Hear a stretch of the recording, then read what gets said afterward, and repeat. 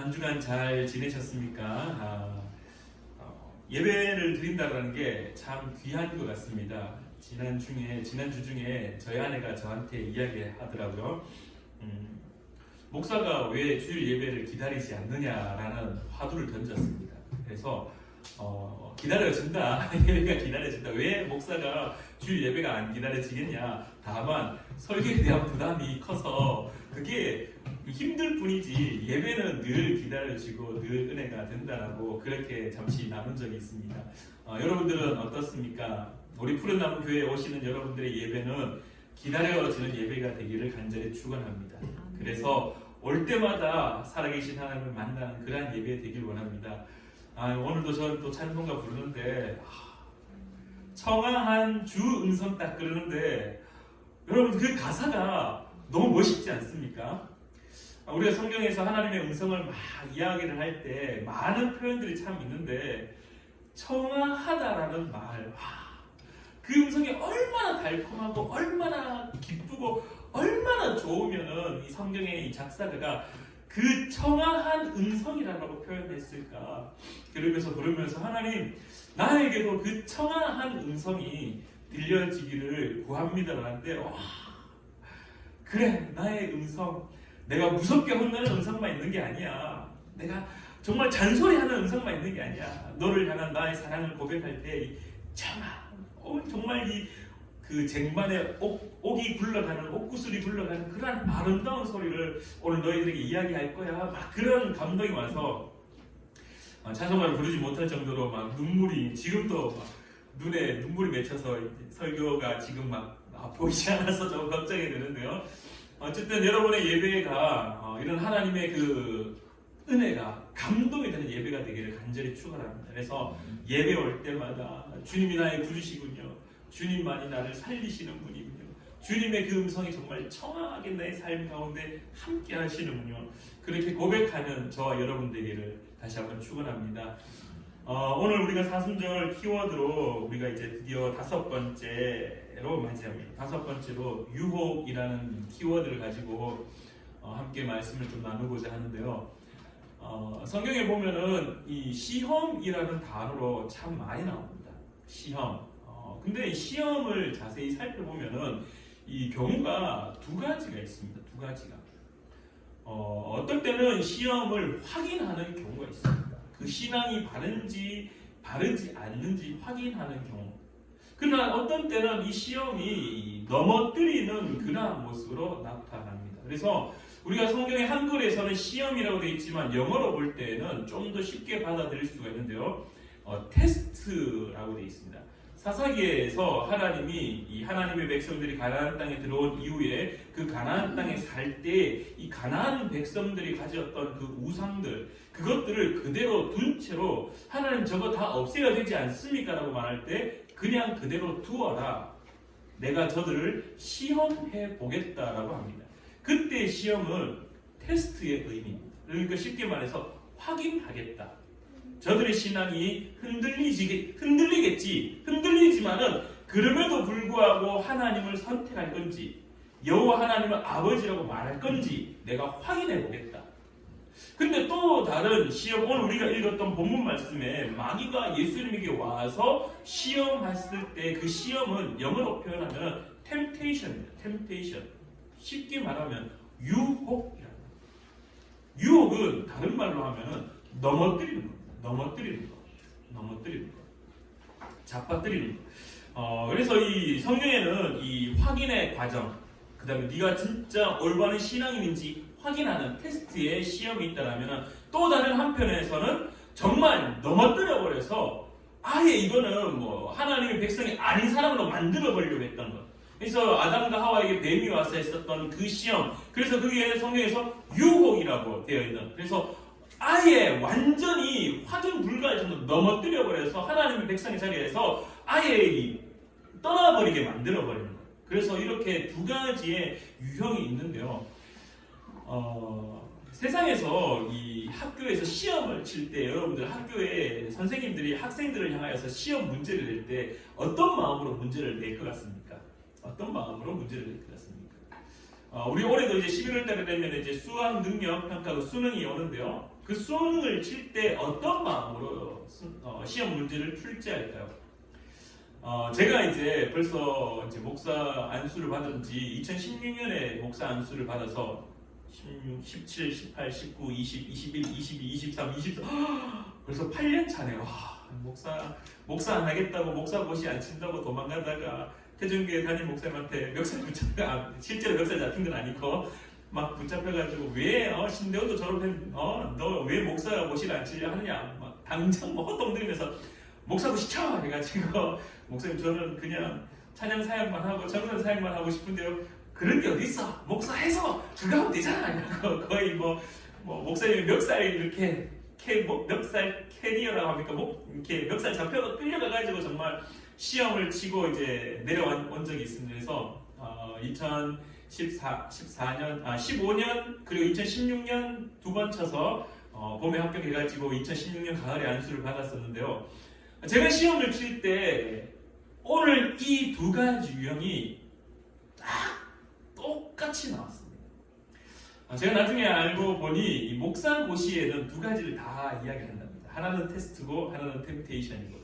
그래서 하나는 목사될 자격이 있는지 확실한지 아닌지 확인하는 유형의 문제들이 있는가 반면에 목사 안 되게 만들기 위해서 전략적으로 한 과목을 지정해서 다 어렵게. 그래서 제가 시험을 치러 5과목을 시험을 치거든요. 설교, 논술, 그리고 성경, 헌법, 교회사, 교회 역사 이렇게 5가지 시험을 치는데 설교, 논술은 그냥 공부할 게 없습니다. 그냥 주제 되어지는 것을 현장에서 바로 주제가 던져지면 그걸 쓰면 되는 거기 때문에 처음에 시험 치러 갈 때 주님 설교와 논술만 붙게 해주십시오 하고 올라갔습니다. 어쨌든 해서 시험 치는데 정말 감사하게도 설교, 논술, 교회사, 헌법이 붙고 성경은 떨어졌습니다. 성경은 암송이 있어서 암송이 창세기부터 요한계시록까지가 봄입니다. 그래서 그 중에 10개가 나오기 때문에 이걸 뭐 어떻게 외워야 될지 모를 정도로 물론 이제 기출 문제들이 있어서 그거를 공부로 주로 하지만은 어쨌든 성경을 빼고 이렇게 4과목이 붙고 내려왔었는데요. 근데 그 4과목 중에 교회사 과목이 대박이었습니다. 그냥 어느 정도였냐 하면은 연도로 너무 심하게 장난을 친 겁니다.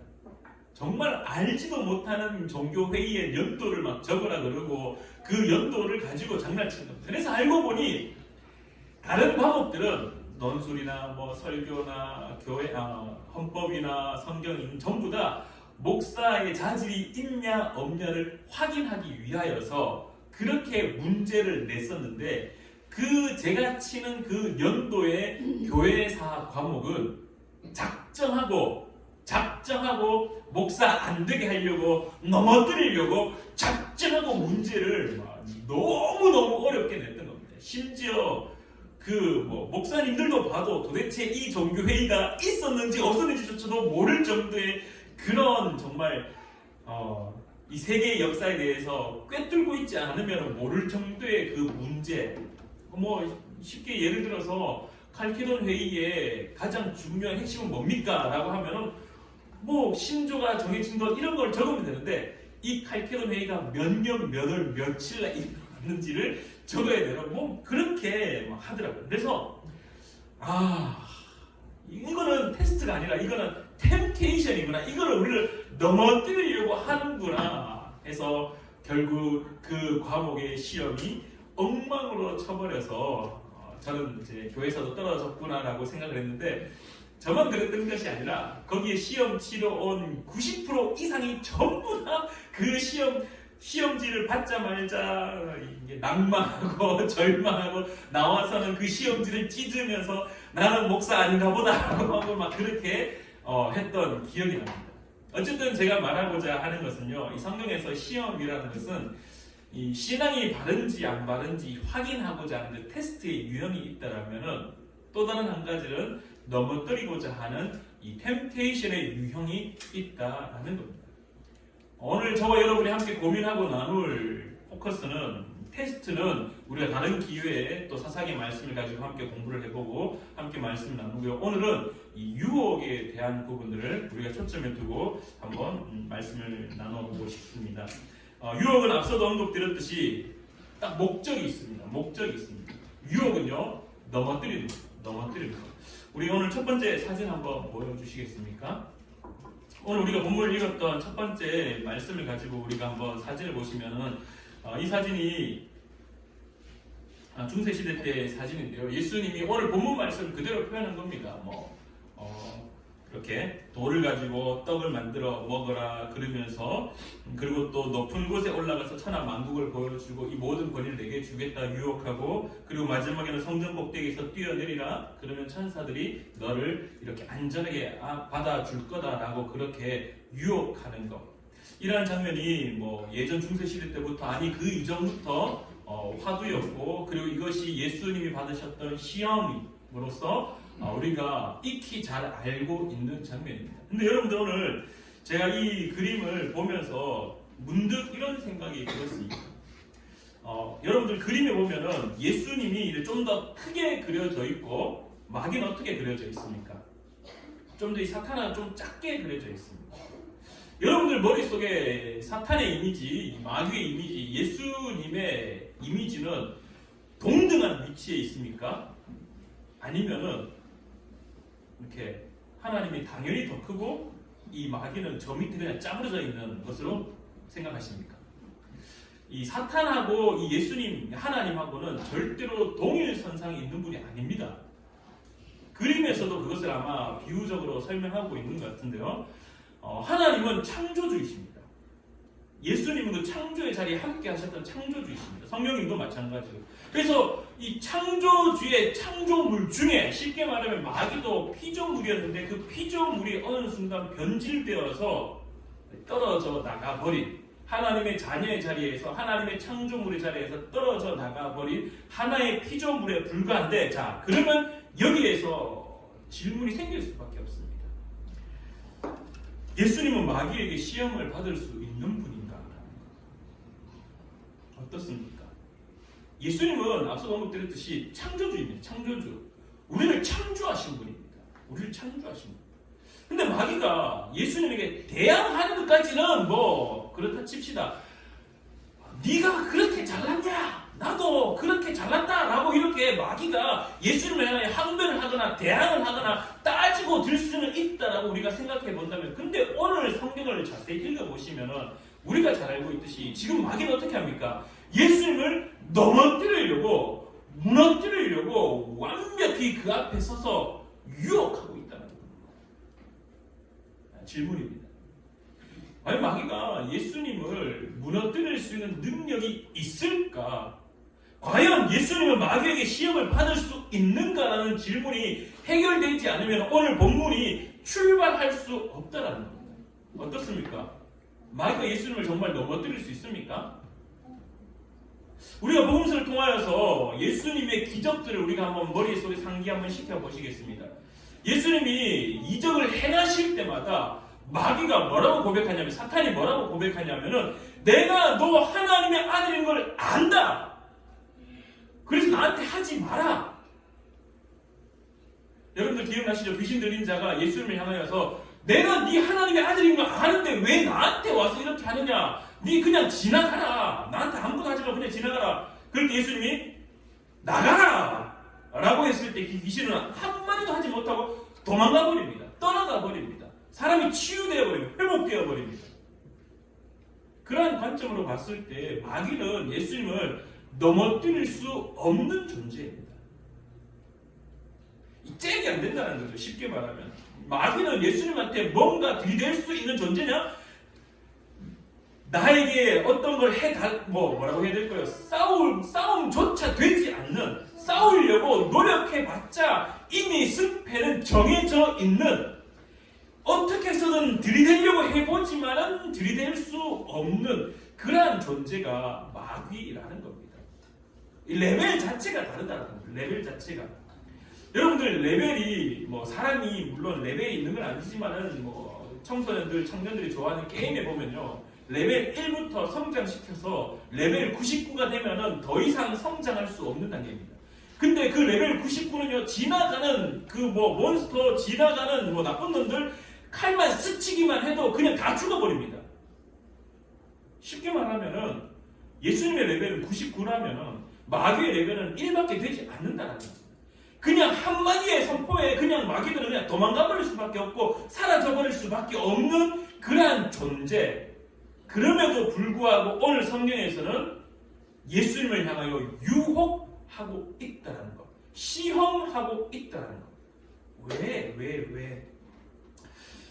예수님이 왜 이 시험, 마귀가 와가지고 돌로 가지고 떡을 만들어 먹으라 하는 것, 높은 산에서 뛰어내리라는, 내한테 전하면 다 주겠다 하는 것, 성전 꼭대기에서 뛰어내리라. 여러분들이 만약에 그런 능력이 있는 자인데 자기에게 와서 누가 자기를 넘어뜨리려고 유혹한다면 어떻게 하시겠습니까? 시험을 3가지를 다 받고 있으시겠습니까? 아니죠. 그냥 오자마자 근처에 눈에 보이자마자 쌍심지를 켜고 눈에 레이저를 발사해가지고 그냥 그대로 야 꺼져! 니하고 지금 대화할 시간조차 없어. 어디 니까지 있게 뭐라고 나한테 덤벼들어. 지금 싹 꺼져! 라고 일반적으로 생각하는 게 레벨의 차이가 있기 때문에 덤빌 수 없는 존재이기 때문에. 근데 왜 오늘 성경에서는 예수님이 시험을 당하는 것을 심지어 한 가지도 아닌 3가지를 친절히 그렇게 당하고 있는 모습을 보여주고 있을까? 누가복음뿐만 아니라 마태복음에도 기록하여서 예수님이 시험 당하는 장면을 왜 기록하고 있을까? 왜 유혹 당하는 장면을 기록하고 있을까? 오늘 우리는 이 문제를 해결하지 않으면은 이 뒤에 예수님의 시험 당하는 모습을 통해서 우리가 발견할 수 있는 것은 아무것도 없습니다. 이 문제부터 먼저 해결이 되어야 됩니다. 자, 예수님이 왜 마귀에게 시험을 받으셨는가? 예수님이 마귀를 이길 수 있는 힘이 없어서? 아니면 예수님이 그때 요단강에서 세례를 받고 광야에서 40일 동안 금식했기 때문에 정말 배고파서 힘이 없어서 마귀에게 시험 받았느냐? 말도 안 되는 대답들이죠. 우리가 이 대답을 어디에서 찾을 수 있냐면은 예수님과 제자들의 마지막 장면에서 답을 찾을 수 있습니다. 바로 요한복음 13장 14절입니다. 그리고 15절까지입니다. 제가 한번 읽어드리겠습니다. 내가 주와 선생이 되어 너희 발을 씻었으니 너희도 서로 발을 씻어주는 것이 옳으니라. 내가 너희에게 행한 것 같이 너희도 행하게 하려 하여 본을 보였노라. 아멘. 예수님은 지금 능력이 있는 분입니다. 예수님은 아무 말 하지 않으셔도 그냥 눈빛으로도 마귀를 쫓아낼 수 있는 분입니다.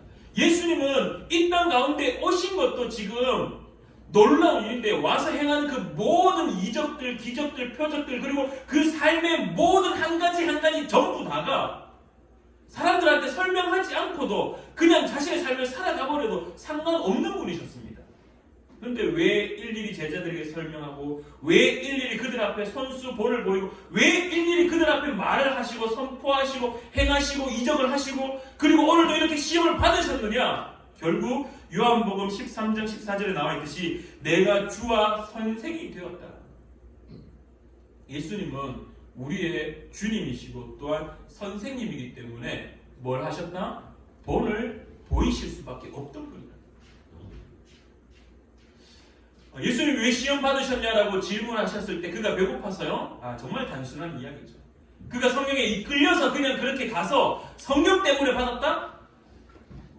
성경에서는 성령에 이끌려 그렇게 마귀에게 시험을 받으시더라라고 되어 있으니 어느 정도 답도 주어지겠죠. 그러나 우리가 본질적으로 왜 예수님이 능력 있는 자가 창조주께서 왜 시험을 받으셨냐라고 질문한다라면은 우리의 시험 받을 것을 다 알고 계셨기에 우리가 어떻게 살아가야 될지를 본을 보이시기 위하여 친히 시험 받으셨다. 왜 예수님이 제자들의 발을 씻기셨을까요? 왜 마지막 순간에 예수님이 제자들의 발을 씻겼느냐? 그냥 말로써 얘들아 너희는 내 이웃을 네 자신과 같이 네 몸과 같이 사랑해야 된다 라고 말씀만 해도 큰 도움이 될 텐데 근데 왜 친히 자신이 직접 허리에 수건을 탁 동여매고 수건을 차고 그리고 대야를 가지고 와서 그 냄새나고 그 더러운 발을 손수 친히 깨끗하게 씻어 주었을까?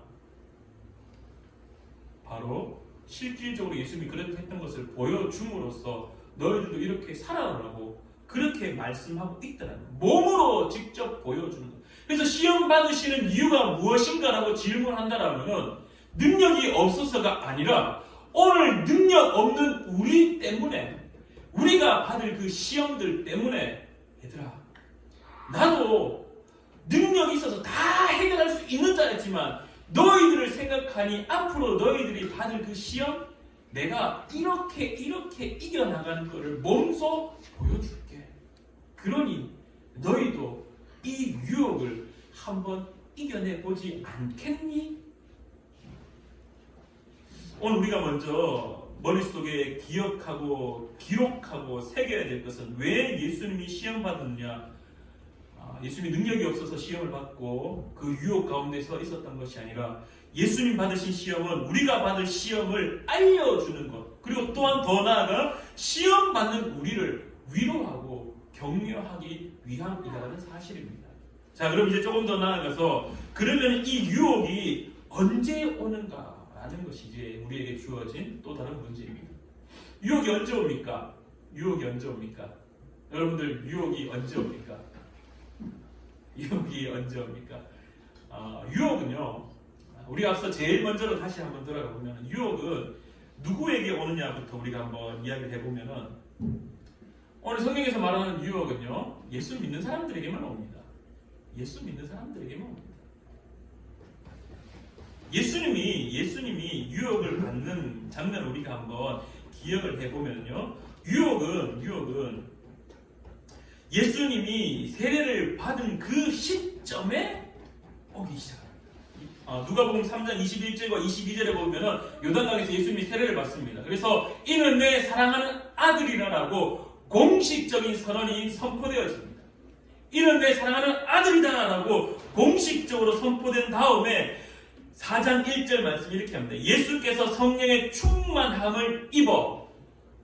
결국 예수님의 시험이 언제 오는가, 예수님이 유혹을 언제 받으셨는가라고 질문한다면 예수님은요, 하나님의 아들이라는 공식적으로 이 땅 가운데 선언이 되고 선포가 되고 성령이 충만한 자의 모습이 주어졌을 때, 그때부터 성령에 이끌려 광야의 삶을 사실 때 유혹이 시작되었다라는 것입니다.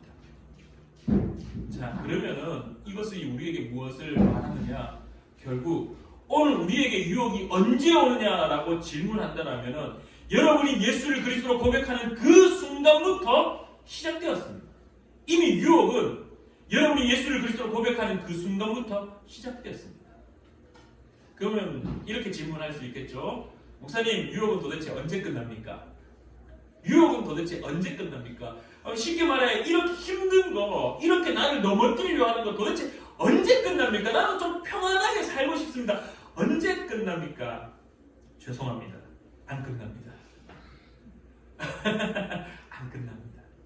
여러분이 하나님의 보좌에 올라가 어린 양 되신 예수 그리스도 그 옆에 보좌에 앉는 그 순간, 예수님과 함께하는 그 순간까지 유혹은 이 땅 가운데 계속 되어질 겁니다.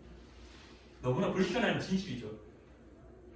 그러나 우리가 이것을 기억해야 될 줄 믿습니다. 여러분은 하나님의 자녀가 되는 그 순간 이미 유혹은 시작되었습니다.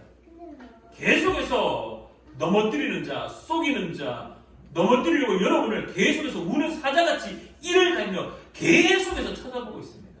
언제 저걸 넘어뜨리지?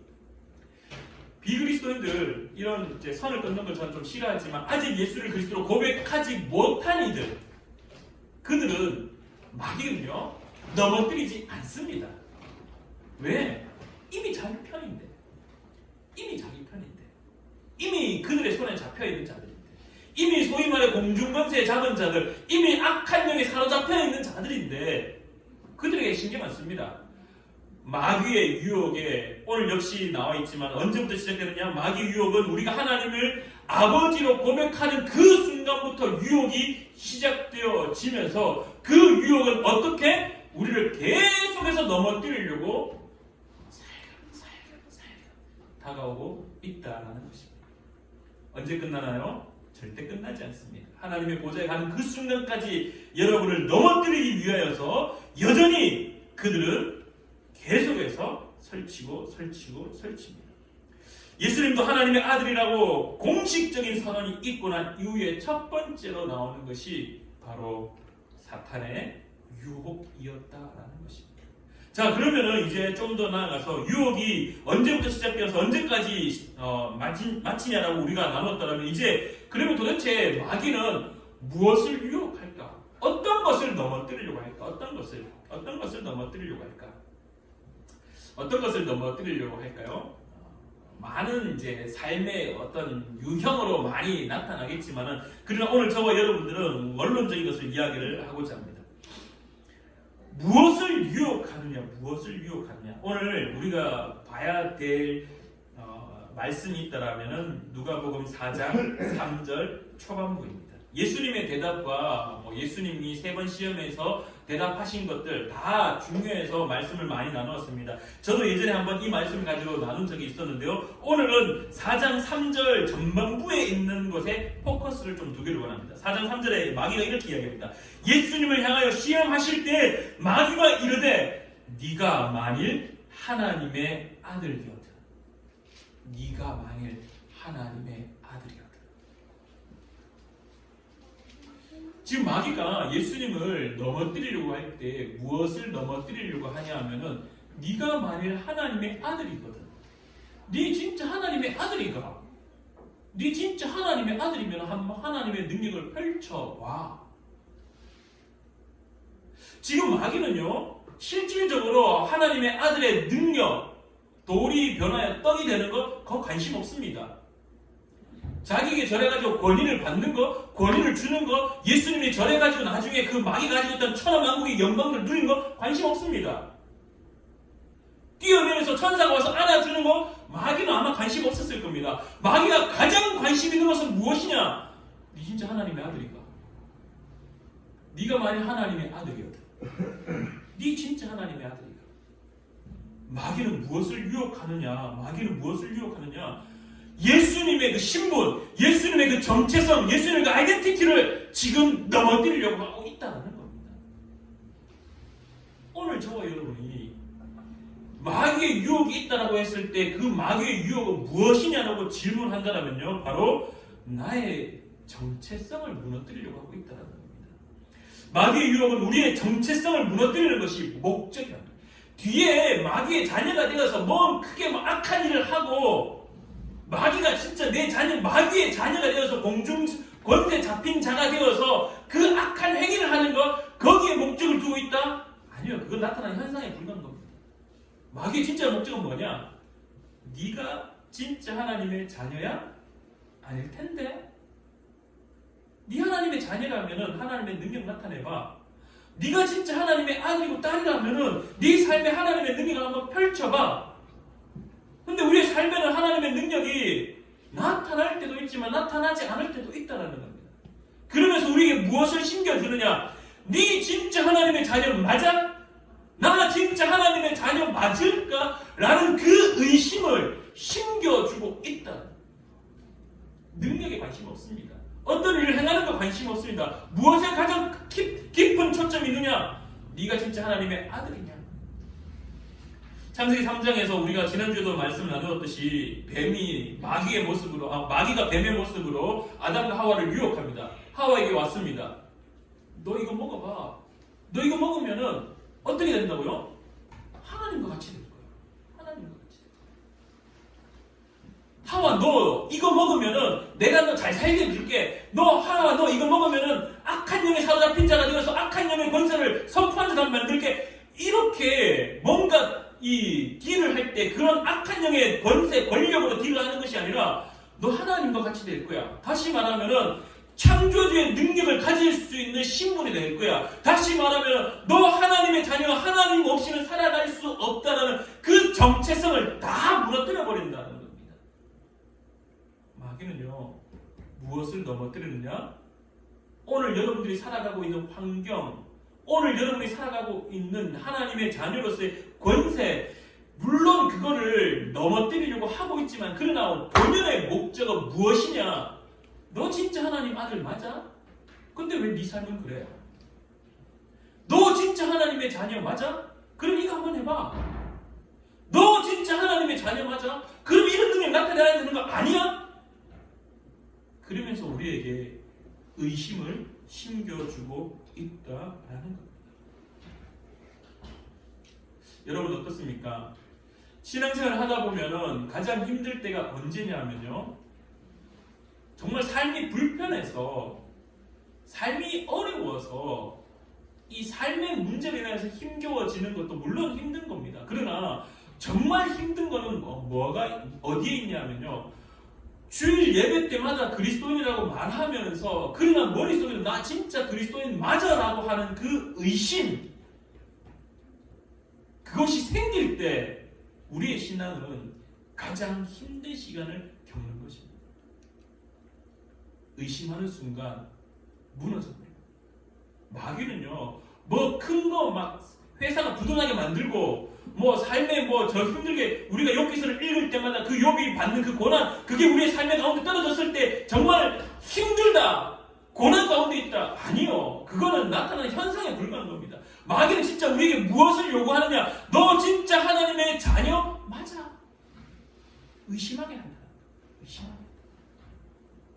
그래서 나의 정체성, 내가 가지고 있는 이 신분을 흔들고 합니다. 그래서 나 스스로에게도 내가 진짜 하나님의 자녀 맞는가? 나 진짜 하나님의 아들 맞는가? 나 진짜 하나님의 딸 맞는가라고 의심하게 만든다라는 겁니다. 자, 그럼 이제 우리에게 주어진 문제의 답을 한번 찾아보기로 합니다. 어떻게 이길 것인가? 어떻게 이길 것인가? 오늘 예수님이 오늘 어떻게 이기느냐에 대해서 우리가 한번 살펴보기를 원하는데요. 먼저 오늘 우리가 앞서도 언급드렸듯이 유혹한다라는 것, 넘어뜨린다라는 것, 그 핵심, 그 마귀의 그 본질은요, 우리의 정체성을 의심하게 합니다. 네가 진짜 하나님의 아들 맞아? 예수님에게 했듯이, 예수, 너 하나님의 아들 맞아? 다른 본문에서는 다 하나님의 아들인 걸 다 알고 있습니다. 다 알고 있어서 도망가버립니다. 나에게 제발 떠나십시오. 나에게 행하지 마십시오. 나 이거 되지. 나 이 사람에게 들어가서 살지 않으면 안 되니까 나한테 좀 나가라 말하지 마십시오. 알고 있습니다. 마귀는 예수님이 어떤 존재인지 압니다. 이미 다 알고 있어요. 근데 오늘 마귀는 예수님에게 이렇게 이야기합니다. 네가 만일 하나님의 아들이었다. 네가 만일 하나님의 아들이었다. 왜? 오늘 저와 여러분들이 겪는 시험이 거기에 있다는 겁니다. 그래서 예수님이 무엇이라고 말하느냐? 기록된 바 사람이 떡으로만 살 것이 아니라 마태복음의 말씀에 우리가 잘 알고 있듯이 하나님의 입으로부터 나오는 모든 말씀으로 살 것이다. 그리고 더 나아가서 높은 곳에서 절하라고 했을 때 기록된 바 주 너의 하나님께 경배하고 다만 그를 섬기라. 그리고 성전에서 뛰어내리라고 할 때 주 너의 하나님을 시험하지 말라라고 하시며 하나님의 말씀을 계속해서 선포하는데요. 근데 여러분들 오늘 기록된 바 사람이 떡으로만 살 것이 아니요, 이 말씀이 신명기서에 나오는 말씀입니다. 신명기서에 나오는 말씀인데 이 말씀이 이스라엘 백성들이 출애굽한 다음에 모세가 그들을 향하여서 가르칠 때 무엇을 가르치는 겁니까? 단 한 가지입니다. 단 한 가지. 너희들은 하나님의 택한 백성이야. 이거 의심하지 마. 할렐루야? 의심하지 마십시오. 사람이 떡으로만 살 것이 아니요 하나님의 입에서 나오는 모든 말씀으로 살 것이라. 그리고 기록된 바 주 너의 하나님께 경배하고 다만 그를 섬기라. 주 너의 하나님을 시험하지 말라. 이 모든 예수님의 대답의 중심에 있는 것은요, 하나님의 자녀라는 것을 의심하지 말라라는 겁니다. 마귀는요, 우리를 넘어뜨리기 위해서 의심하게 만듭니다. 의심하게 만듭니다. 네 진짜 하나님의 자녀 맞아? 너 진짜 하나님의 자녀 맞으면 한번 해봐. 야, 하나님의 자녀는 그 삶 속에 이런 게 좀 나타나야 되지 않니? 너의 삶을 돌아봐. 형편없잖아. 그럼 너 하나님의 자녀 아니지 않니? 우리가 하나님의 자녀로 택함받는 그 순간부터 하나님의 보좌가는 그 순간까지 이 질문은 끊어지지 않도록 여러분의 속에서부터 여러분의 삶의 모든 장소에서 계속해서 나타날 겁니다. 너 하나님의 자녀 맞아? 너 하나님의 자녀 맞아? 그럴 때마다 우리가 해야 되는 대답은요, 우리의 자세는요, 의심하지 않는 겁니다. 누가복음 4장 4절 8절 12절의 말씀처럼 예수님의 그 대답처럼 기록된 바 사람이 떡으로만 살 것이 아니라 주 너의 하나님의 말씀으로 살 거다라는, 하나님의 입에서 나오는 모든 말씀으로 살 것이라는 그 고백처럼 하나님이 나한테 나를 자녀로 삼아주셨다고 했는데 삶이 물론 힘들죠. 어렵죠. 그러나 나는 하나님의 자녀라는 사실을 잊지 않아야 된다. 사랑하는 푸른나무 교회 성도님들, 여러분은 하나님의 아들이며 여러분은 하나님의 딸이며 하나님의 자녀입니다. 믿으십니까? 아멘. 믿으시기 바랍니다. 이 고백이 끊어지지 않기를 간절히 축원합니다. 그런데도 계속해서 마귀는요, 사람을 통해서든지 마귀의 음성을 통해서든지 환경을 통해서든지 계속해서 여러분에게 질문합니다. 너 하나님의 아들 맞아? 예수님에게 했던 그 질문처럼 네가 만일 하나님의 아들이거든 이거 한번 해봐. 너 하나님의 자녀 맞으면 한번 해봐. 그 목적은 우리를 넘어뜨리는 것에 있다는 사실을 꼭 기억하셔서, 그럼에도 불구하고 그 질문이 계속해서 될 때마다 주님, 나는 주님의 자녀입니다. 주님, 나는 주님의 자녀입니다. 주님이 나를 택하셨지 않습니까? 주님, 나를 도와주십시오. 주님, 내가 주님의 자녀라는 이 의심이 사라지도록 주님, 나를 더욱더 주님의 자녀로 택하시고 삼으시고 이것이 잊혀지지 않도록 기억나게 하시고 주님, 나는 주님의 자녀입니다라고 고백할 수 있도록 도와달라고 선포하는 저와 여러분 되기를 간절히 축원합니다. 기도하겠습니다. 참 좋으신 하나님의 하나님, 오늘도 우리가 주님의 뜻 가운데 예배하였습니다. 여전히 우리는 하나님의 자녀인데도 불구하고 마귀는 우리가 하나님의 자녀된 그 순간부터 하나님의 보좌가는 그 날까지 여전히 우리를 향하여서 너 진짜 하나님의 아들 맞아? 너 진짜 하나님의 딸 맞아? 너 진짜 하나님의 자녀 맞아? 라고 계속해서 질문하며 우리에게 의심을 심겨주고 있습니다. 우리를 넘어뜨리려고 합니다.